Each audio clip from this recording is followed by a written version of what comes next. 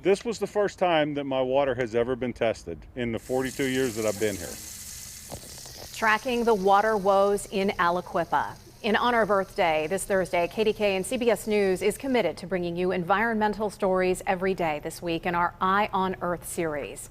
Tonight, and only on KDKA, Aliquippa residents fight for a second opinion on their water, shipping off samples for independent lead testing. The first batch of the results just arrived in the mail, and KDKA investigator Meghan Schiller was there when some homeowners finally got answers.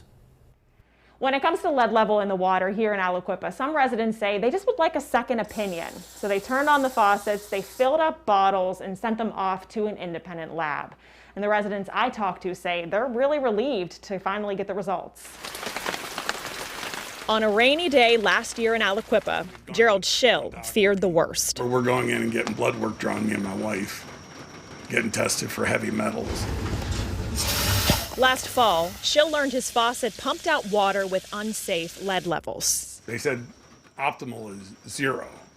And they say that I'm 48.4 parts per billion. That's high. We did some digging and learned his lead problem was even worse.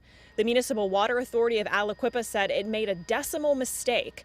Instead of 48.4, his water measured 484. 32 times the EPA's action level. This sample represents the worst case result that can be expected from your home.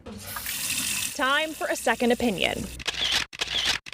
Community activist Meghan Smith ordered hundreds of water test kits for people like Schiller to send their water off for independent testing. The opportunity to test people's drinking water is an amazing way to put science into action. Virginia Tech PhD student Rebecca Chris and her lab team want to help communities like Aliquippa get the lead out. So far, we have had a total of 6 out of the 40 homes that we tested had concerning lead concentrations above 5 parts per billion.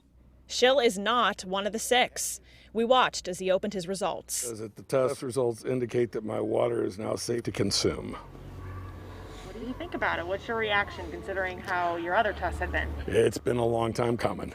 Schiller thinks replacing the lead service line at his curb and all the pipes inside his home finally dropped his water's lead levels. It's a good thing. Very happy with the results.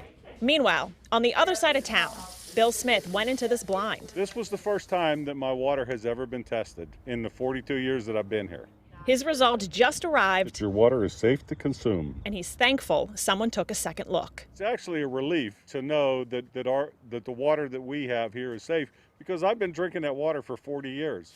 And to think that it very possibly could have been contaminated with high levels of lead, it's very disturbing. The lab tells me it's sent about 200 kits here to Aliquippa, and so far they've received 40 kits back at the lab. So they are asking if you're holding on to one to send it back to get your results. And if you're still interested, they say there is no deadline and they can get you a kit. Reporting in Aliquippa tonight, Meghan Schiller, KDKA News.